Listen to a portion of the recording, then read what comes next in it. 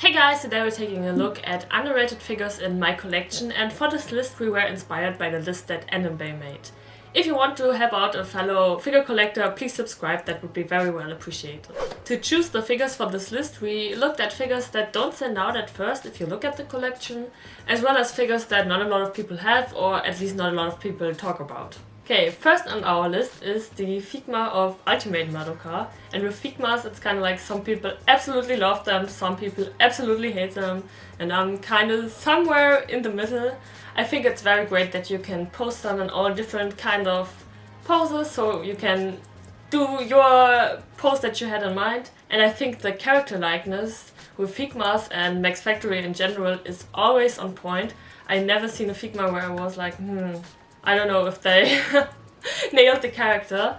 And the details are very impressive for such a small scale of figures. I really like the different finishes, like the pearlescent shimmer on her tights and stockings.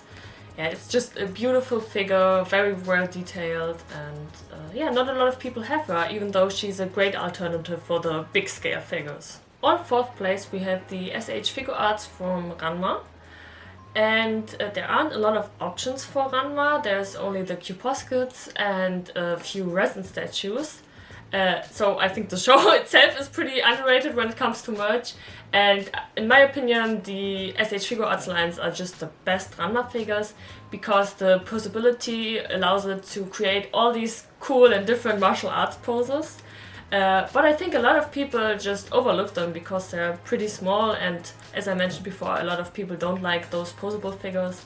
But I think the character likeness is very close, and yeah, I think it's a pretty much perfect Ranma figure. On the third place we have the Johnny Silverhand Nandroid from Cyberpunk, and I mean Cyberpunk itself is kind of a controversial game because some people hated it, some people loved it. I really enjoyed it for my part. And yeah, I really like Johnny's character as well, and I think his Nandroid just comes with so many accessories. He comes with the guitar, with the bag, with his gun, the glasses, different faceplates. He's fully adjustable, which is very nice for posing, and I mean, it's pretty much a Keanu Reeves Nandroid. What more do you want? I also had the Pop-Up Parade, but I sold it because I think the Nandroid is just so much better in every aspect, and yeah, it's in my opinion one of the best Cyberpunk figures out there. On the second place we have the Nuclear Fusion Rin from Vocaloid, which was manufactured by Max Factory again. And it's a beautiful figure. All of the details, like the ruffles or the little bows, are spot on as usual for Max Factory, as well as her face is very beautiful and something different for the character. But the reason why she's on this list is because she's very, very tiny. She's maybe a 1/10 scale, and so she kind of fades into the background amongst all of the taller figures in my collection. If she would be bigger, like a 1/8 scale, which she's supposed to be, she would have such a presence on the shelf. But still, she's a beautiful figure, and I think a lot of people would appreciate her if they had her, and I think especially if you have more smaller figures, she's a great Rin and Vocaloid figure. On the first place we have the Ritsu by Max Factory again. I don't know why so many Max Factory figures are on this list.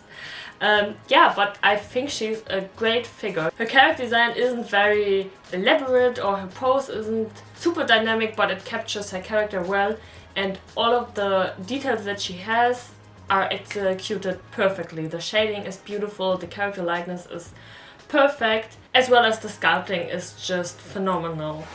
I think most people only care for the older set of K-On!, which I can kind of understand because at least all of them fit together. The Max Factory set is kind of like all over the place. But still, I think Ritsu is a great figure, especially if she's your favorite character. I think the Max Factory one is a great alternative, especially because these are the only 1/7 scales of K-On!, so if you like bigger figures, check out Ritsu. Here are the most underrated figures in my collection, and it felt very nice to give them a place in the spotlight where they belong. Do you have any underrated figures in your collection? Let me know in the comments, and see you next time. Bye!